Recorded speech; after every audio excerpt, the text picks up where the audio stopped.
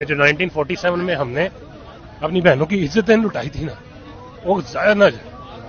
آج ان کی روحیں تڑپ رہی ہوگی، قبروں میں تڑپ رہی ہوگی وہ بہنیں. خدا نہ خواستہ وہ ہمیں کم از کم یہ دکھتا نا کہ ہماری بہنوں کی عزتیں لٹی حرامزادے ہندوؤں نے یا انگریزوں نے.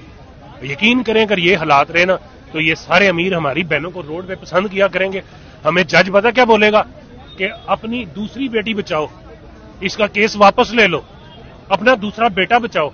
پہلا بیٹا مار دیا نا جس نے، وہ دوسرا بھی مار دے گا.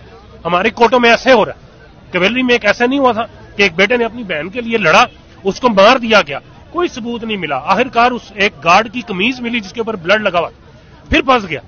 پھر اس کی ماں نے کہا تھا جج صاحب کو کہ جج صاحب میری بیٹی جوان گھر میں بیٹھی ہوئی ہے، اگر میں نے یہاں پہ کھڑی رہی نا وہ اس کو لے جائیں گے، اور وہ مجھے کہہ رہے ہیں کہ تیرے گھر سے ننگی کر کے لے کے جائیں گے اپنے گھر تک.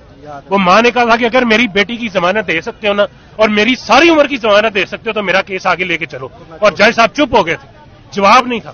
پاکستان کی سب سے بڑی عدالت کا جج ایک عورت کو جس کے ساتھ یہ ہوا ہو وہ طاقت نہیں دے سکتا، اس کو حوصلہ نہیں دے سکتا، اس کی حفاظت نہیں کرنے کا آرڈر دے سکتا، تو ہم کون سے انصاف میں لے کے بیٹھے ہوئے؟ ہم ان کے خلاف لڑ سکیں گے؟ یہ حمزہ شہباز دوسرے تیسرے، ہمیں نہیں یاد کہ اس ملک میں کیسے مقابلے ہوتے ہیں. میں چھوٹا سا تھا، سنتے تھے عابد باکسر اور فلاں فلاں مقابلہ کیا، بندہ غائب. آج وہ نہیں ہے اس بندے کی وجہ سے. اس لیے تھوڑی کہ ہمارے پاس ٹیکنالوجی آ گئی ہے، اس لیے تھوڑی کہ ہمارے پاس آئی فون آ گیا 2-2 لاکھ روپے کا، اس لیے کچھ نہیں ہوا. یہ سارا کچھ وہی ہے. صرف اس بندے نے اتنی سمجھ دے دی ہے کہ جو غلط کرے گا اس کو بولو، کم از کم بولو. میں نکلا ہوں نا بولنے کے لیے، میں ہاتھ میں میرے گن تو نہیں ہے لیکن میں بول رہا ہوں جو میرا ایمان کہتا ہے، جو میرے نبی نے تعلیمات دی، جو قرآن میں پڑھا، میں وہ کرنے نکلا ہوں. اس بندے نے مجھے بتایا کہ غلط ہو، کم از کم بولو تاکہ قیامت والے دن یہ نہ کوئی بولے کہ یہ بلو کا پٹا بڑوا چپ کر کے بیٹھا ہوا تھا اور ہمارے سامنے ملک میں زیادتیاں ہو رہی تھی.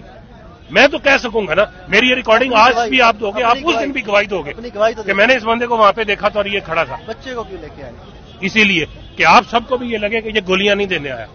یہ بھی تو ہو سکتا تھا کہ میں بڑے آرام سے آتا، آرام سے بیٹھتا، جدھر رش ہوتا میں تھوڑا سا دور رہتا اور جاتا سیلفی لیتا اور لگا دیتا جی میں کھڑا تھا. سب سے اپنی میری زندگی کی سب سے قیمتی چیز یہ میرا بیٹا ہے، اس کو میں نے آگے بٹھایا ہوا اسی رستے کے اوپر جدھر سے خدا نہ کوئی آئے گا تو یہاں سے چل کے جائے گا. اس سے بڑی ہمیں کیا ہے؟